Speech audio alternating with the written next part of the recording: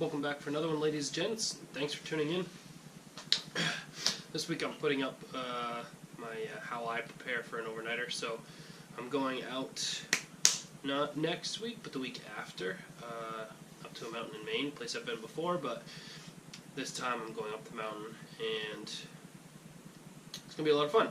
But it is, yes, it's an area I know, but this is a different campsite that I don't know great, so that has kind of changed my thought process on what I'm going to use for gear. And I'm also bringing along, my sister's coming along, and so is one of my dogs, so that changes my gear a little bit as well. So let's jump right in.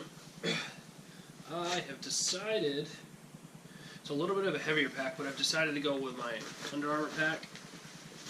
It is, it's kind of like a hunting, it's like a hunting pack, like to go out, it is more like a day pack, I should say. It does have like a drop-out slot, so you can put a rifle in here, but it's like a really good day pack type use. It's not huge on the inside, but it should be enough for what I need it for. And the reason I chose to use this pack instead of my really lightweight pack is that it has the bottom straps, because that's where I want to put my sleeping bag and wool blanket for the pup. However, speaking of pups, they decided to do some work to the straps. So the amazing girlfriend believes that she can fix it, and I think that she can too, so she's going to work on that. But you got it pretty good. Chewed it up pretty good. However, I just have the piece, so I think we can get it fixed. So I'm not too worried about it. But again, that's where I'm going to carry my sleeping bag. That's the main reason I chose this pack. Yes, it's a little bit heavier, but the main reason I chose it was so that I can fit that sleeping bag on the outside of the pack, because, like I said, it is more of a day pack. Long-winded. But that's why I chose that pack right there. And then for me, whenever I plan to do anything in life, in working, in going on trips, it's make lists. Lists are awesome things, guys, and if you have a memory like I do, you need a list to make sure you bring everything. So I made a list of, I have a standard kind of list that I work off of, but this is more of a list for what I'm bringing for this list alone. So I wrote down everything that the standard stuff that I need, plus anything extra, anything different than I typically do, and then when I pack it up, when I do my final pack, I'll just cross it off as I go, so I don't forget anything. As I'm sure everyone has always felt, you go on a trip, you always have that feeling of, what did I forget? And I don't like that feeling, because I can't remember until I'm actually out there and then realize I don't have something I need.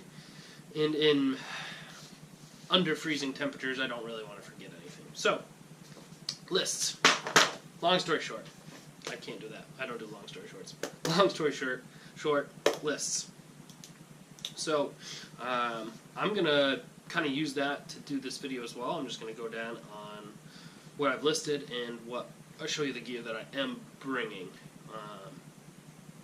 And I'll attempt to pack it up.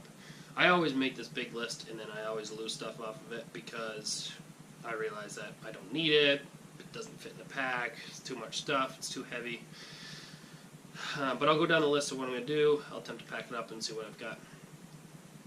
So, first off, sleeping bag. So, sleeping bag, if I were going by myself, I would use the gift that my girlfriend got me, and it is a 0 Degree hike and bike, which is a startup company. If you haven't heard of it, Hike and Bike, H-Y-K-E, I believe, B-Y-K-E, I think. She got me a 0 Degree 800 fill down sleeping bag. I would use that for myself, but whereas my sister's coming and she doesn't quite have the gear that I have, we are expecting in probably mid-20s temperature-wise. She's going to use that sleeping bag, which is this one. Oh no. It's this one right here. So it's going to definitely be tall for her, but it's going to be warm, and it's nice and fluffy, blue with green on the inside. It's nice and comfortable. It's pretty warm, it's pretty comfortable, and it should, because I haven't used it, I'm confident that if it's a 0 degree bag and still not of highest quality, you should still be fine at 25 to 30 degrees. To be honest, it should still be plenty. I don't see it being so bad that it can't even hold that temperature, but from the reviews that I read and that she read when she got this for me, is that it worked pretty good. So I think it should be plenty for her. That left me with no sleeping bag. So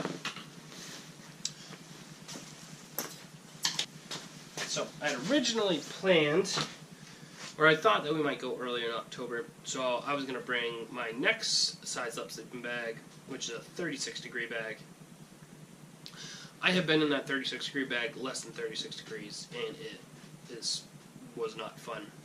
Even with the proper base layering and everything on it, it wasn't fun. So I don't want to push the limits of that again, because my experience is it's already sucked once for me. So I don't want to push the limits on that. So I thought about kind of making more of a sleep system with my 36 degree bag and my 55 degree bag. But there is an equation out there somewhere that gives you kind of what that rating would be with combined bags. And it still wasn't quite enough. I didn't feel comfortable with it. Plus it's more weight. I don't want to bring weight. So I did buy a sleeping bag. This is a 15 degree 650 fill down bag from Marmot, right? Maybe I should know what I'm buying. Marmot. Somewhere. Marmot. So what attracted me to this and to the Hike and Bike is Hike and Bike's a new startup. I like supporting startup companies. But the cost. So the cost for a 0 degree down 800 fill sleeping bag for like real high quality. Again, you get what you pay for, but you're looking $300-400. That one I think was $170. This one was right around the same. For Marmot's a little bit more well known, so about the same for 15 degree temperature difference. But it's cost effective and should be plenty enough to do the trick. Plus, because of the dog, I also have a wool blanket, so I should be plenty warm. But there's my bag. So there's the sleeping bag, and again, that's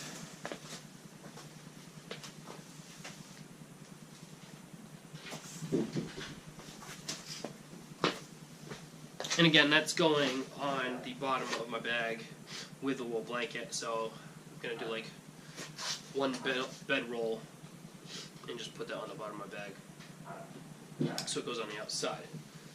Sleeping pad. So this one is my Thermarest Pro Light Regular. Thermarest Pro Light Regular. Yeah. It's a little bit thin, and I'm a bigger guy. So the couple times I've used this, like, it helps for sure. Gets you off the ground, and I mean, I still think it has like almost a R value of 3, maybe 2.5. Don't quote me on that, but it gives you a little bit. And I've used it down to like 42 degrees overnight, so it'll still give you a little bit.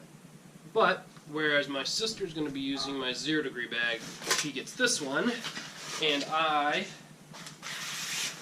did invest in another Thermarest because I do like the quality of the product, and I can't remember which one I got. 1 second. It hasn't come in yet. I was hoping my gear would come in before I did this video, but it didn't. So I got the Thermarest Evil Light Plus lightweight self-inflating sleeping pad. It packs down to just about the same size. It is a little bit thicker, and it's designed a little bit differently, so should hold my body weight a little bit better. That packs down, like I said, packs down to about the same size, so a little bit heavier but higher R value at the same time too. So I'm getting my bang for the buck out of that one too. That's something that's not cheap, not cost effective. Unfortunately, I like to do things cost effectively, but that's one that's not. Like that one is definitely one that the quality is important for that, because it's giving you, especially in cold weather, more so in cold weather than anything, is it's giving you that buffer between the ground, and in really cold weather in Maine, that's important. Yeah, so that's sleeping pad. Try not to ramble too much here. Sleeping pad. First aid kit. First aid kit. Where did I put it? So, I learned the hard way too. So one of my first trips, I brought this, and this is obnoxious. Yes, it has everything under the sun, and yes, I was by myself. So it gave me a little bit more peace of mind, knowing that I had all of this gear to help me in case I injured myself by myself, a couple miles away from my car, deep snow, no cell service. However, it's just ridiculous. It's way too heavy. Honestly, it's overkill. And so this is my first aid kit this time around.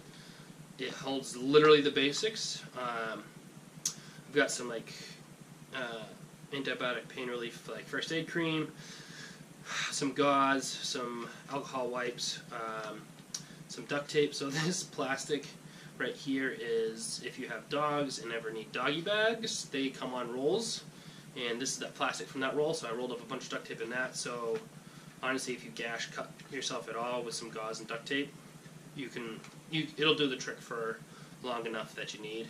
And then I'm going to probably toss some Band-Aids in there. And separate from that, I usually bring Tums, because I tend to get heartburn quite easily. Tums and like Tylenol.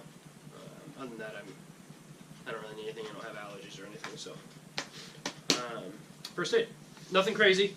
And honestly, if it's anything bigger than what you can wrap up with gauze and duct tape or Band-Aid, you better have other exit plans anyway, because it's something that you wouldn't be able to take care of by yourself.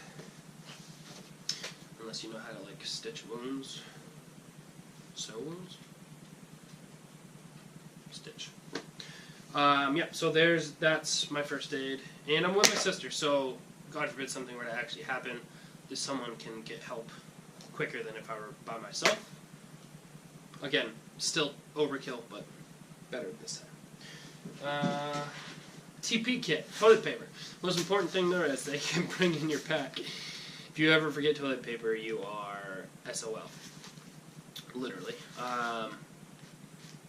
Simple. I have in here, it's just a little dry bag, but to really make sure my stuff stays dry, because you don't want to be with toilet paper that's ripping up because it's wet, I put a roll of toilet paper in a Ziploc bag. Also in there are some butt wipes. Really nice to have. They're biodegradable ones, but they're really nice to have out in the woods. And then a hand sanitizer. So this is your bathroom kit. So get up in the middle of the night or anytime during the day, you only have to grab this kit and you're good to go. Got everything you need. TP, what's next? Mess kit. I have a Keith Titanium 700 milliliter mess kit. Well, 700 milliliter here and then 1.1 liter here. Heavy cover is the other one. They're both equivalent in price. Again, not something that you can go cost effective on. Very expensive. I have not actually used this cooking wise. I have made some hot chocolate and stuff in this on a hiking, but I bring this hiking with me a lot. It holds the temperature of the liquid for a long period of time. It's awesome. I can't wait to use it and actually cook with it, boil with it. Speaking of boiling, cooking water, I'm still going to be bringing my Sawyer squeeze water filtration system. I like the ease of mind of having this and not having to boil water. It's really nice to have. I have to clean it before we get going. Food. So food, I haven't 100% decided on everything yet. But this is my food bag. Plus I want to keep dinner a surprise. But if anyone knows me, they probably know what I'm already going with. This is my food bag. I use this because I got this one. If it's sealed, and you can still push air out of the bottom of it, so you can really roll it down and fit a lot of food in it. And it has this awesome hook on it. So I use this so I can use that as a bear bag in my this thing bag. What's this called? Paracord bag. I have a big carabiner wrapped up in a bunch of paracord so I can use it as a bear bag. So paracord is one thing that I was thinking I might not bring because we're not tarp camping this time. But it's always really nice to have, just in case. Like, imagine if something on the tent snaps, you have paracord. It's nice to have whatever. Bring it. It doesn't really add much more weight, to be honest. Toothbrush. I have a travel toothbrush. I don't know what I did with it. Toothbrush, toothpaste. It's nice to have. Deodorant, same thing. Pillow. Here's my pillow. Inflatable pillow, pretty standard. Boom, pillow. What do we got? Grill. I do not have it in here. It's out by the fire pit outside. Just a pack light grill. One with legs. Depending on what I do for food, I may or may not bring that. Haven't decided yet. What else we got? GoPro. Filming on it. That's going to be coming. I was going to bring my selfie stick, but it's missing the tripod piece underneath. I've moved so many times since I've gotten my GoPro, so it's lost. The one it's on now is on the tripod with like the bendy legs, so that's what I'm going to bring. Then I have backup batteries for the GoPro, backup SD card. I do not have my camera anymore. If anyone watched my last video, fishing video, if you want to check it out, click on this. But yeah, don't have my camera. My sister is bringing her camera. Thank you to her in advance. So I have backup SD cards for that. And I keep that in my, like a Ziploc bag that zips shut, so it stays dry. And I also have, if I bring my GoPro anywhere, I typically always bring my external battery or whatever you want to call it, so I can charge my GoPro. The GoPro batteries burn pretty quickly, so I have 2 batteries, but I can charge them overnight or when I'm at camp or whatever, so I bring that with me. I have the head strap, and I also bring my headlamp and camera wipe. All that stuff goes in that bag, so I know where to find it. Part of first aid kit, I always bring astronaut blanket, whatever it's called, shiny blanket, what is it called? Emergency blanket, that's the word. Let's see, I'm bringing this sweet little pop-up light. It does charge solar. There's a couple settings. Ooh. But you can blow it up and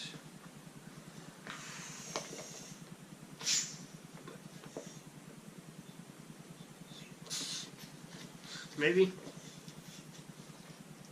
can blow it up and it becomes a much bigger lamp, and you can hang that from your tent. It's a pretty sweet little gig, so I'm going to be bringing that. That'll go in my everything bag with my other electronics. More stuff to grab. My everything bag, all that stuff goes in there. So that, the electronics, probably the first aid, emergency blanket will go in there. Probably, yeah, probably that for now. I might put my water system in there too. Yeah. Anyway, what do we got? What do we got? Oh, so I am bringing. I decided to go with my Gransfors Brooks. What's this one called? Oh my goodness. Wildlife hatchet? I don't remember what it's called. Why can't I remember what it's called? I'm going with this one. It's small, lightweight. We're doing about 6 miles. It's nothing crazy, but we're both old and getting out of shape. So this is our getting back into shape trip. So I'm bringing lightweight, still enough to process what I need to process. I will need to sharpen it before we leave. But that's what I'm bringing. I love Gransfors Brooks. Love this thing. Because I am bringing the smaller axe, I decided to go with a bigger saw. So this is my Agawak Canyon Boreal 21, I believe is the name. Pretty sure that's the name. Bringing that so I get the mix of being able to process wood still. So small axe, bigger saw. We're not going to crazy fire. From what I can tell, It's public land and you're not really supposed to have huge fires anyway. Plus, I don't know what the site looks like, which is another reason we're not tarp camping, and we're not going to use fire for heat. So I don't need a massive fire, but we want a fire to hang out by for a little bit of warmth before we go to bed. So I still have that to be able to process stuff quickly. And I am going to be bringing my Mora knife, either for myself. This one might be for me. This one's been used and abused pretty hard over the last year because I use it to do everything with. But I'm going to bring that knife, and I'll probably, most likely, bring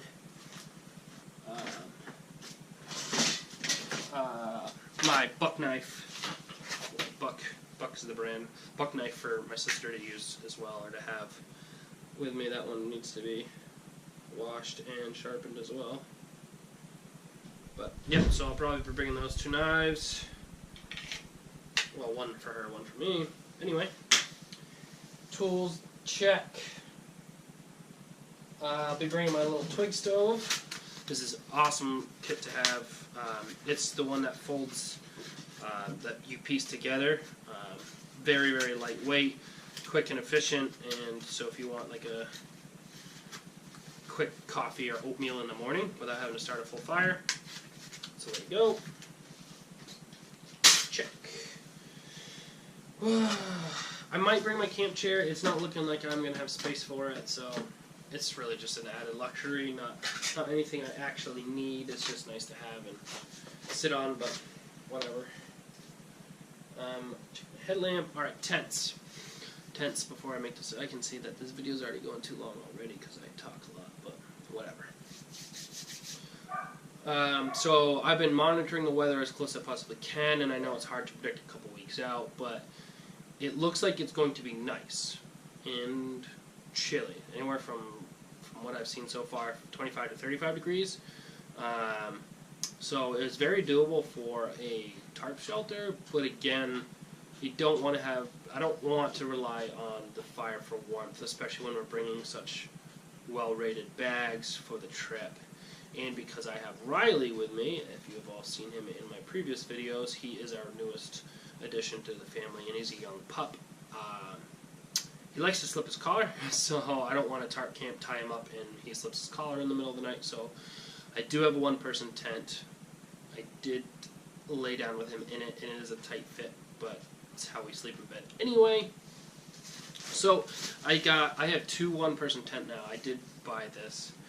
However, well, I did need two one-person tents because my sister's coming. So the first tent I bought was this Winterial tent. It's more of a, it's really small. It's like, almost feels like a bivvy when you're in it. It's smaller. It's a lot more low profile. $75. This is about that's the length of the poles. You could honestly pack the tent down more if you really wanted to. It's got the tent and the fly. But if you plan your gear right, this should be okay too. So this will be what my sister uses. It's the Winterial. Again, that was like $75 on Amazon. Not a bad deal. I went a little bit more expensive and a little bit bigger. This is the Mir one-person tent. I like this one because it has the tent poles is one pole, and that's really nice to have. The Winterial has two or three separate poles. This one has one pole. It's really nice, and this one has the ability to be a bunch of different things. So you can do just the inner tent. You can do the footprint and rainfly. You can do the whole kit. This is the whole kit.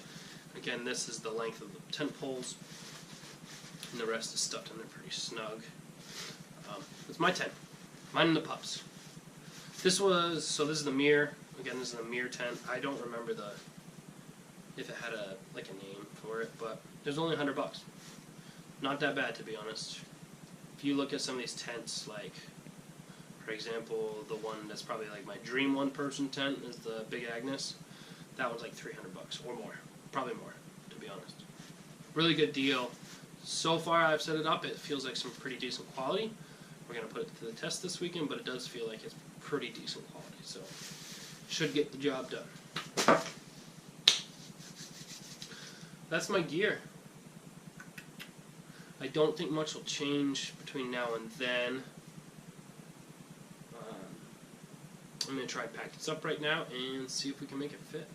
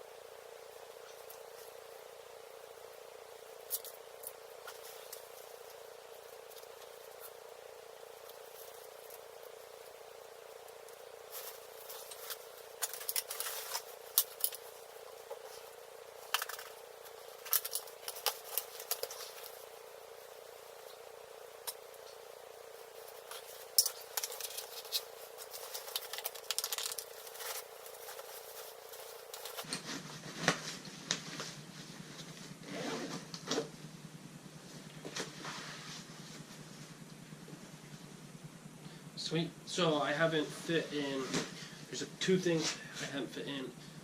My sit pad, I need to find that, my little orange one.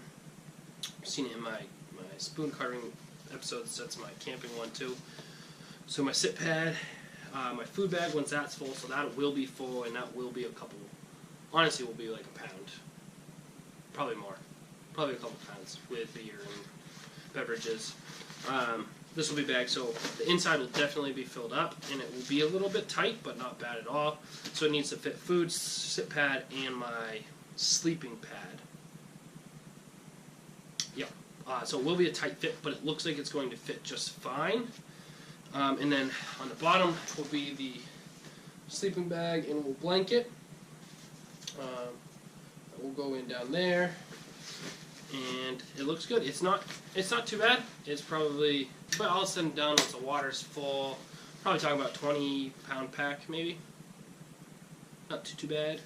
I haven't decided on, depending on temperature, the day looks like it might be warm enough where I don't need to wear my base layer during the day. So I might have to pack my base layer in here, but I do have front pockets and stuff. Like I have more pockets. Like I can fit more gear in this bag easily. It's just I don't want to weigh myself down. I can for sure fit more gear in here, so I will be doing that if I need to. Again, it's depending on what the temperature is looking like as we come closer to that day. Praying for no rain. But yeah, so that's my pack. It's not bad. It's a pretty simple loadout, and honestly, I could probably, all said and done, I could probably make it lighter. But this is my loadout. This is what I'm happy with. Yeah, so a couple things. If you guys have any gear that you think I might benefit me more, or I have gear that I don't need to bring that I'm bringing, let me know in the comments. If you have any more questions about my gear, I don't want to make this too long of a video. Reach out to me, and I can answer as best as I can. And if you guys have any solutions on how to fix those straps on the bottom of the bag, let me know. Because I need them fixed. I've got a couple ideas that might be able to take care of it, but let me know. And yeah, so next week next week I'm going on the trip, so it'll be the week after. I've kind of been on an every other week schedule because I've been sick and work and all that good stuff. But so right now I'm going to be on the every other week, so not next week, the week after will be the trip video, so stay tuned for that. It's going to be a lot of fun. It's going to be perfect weather in Maine. It's just the best fall weather possible. We are going to be just after peak foliage season. If any of you have been to Maine and seen foliage in the fall in Maine, it is to die for. So we're going to be catching a lot of that. Hopefully going to get some awesome footage of it. We will see. But yeah, if you guys have any questions, please let me know. As always, you can follow me on Instagram at MR1Outdoors. Catch me on here. If you have any questions, let me know. You can email me at mr1outdoors@gmail.com. Other than that, guys, thanks for tuning in for another one, and I'll see you on the next adventure.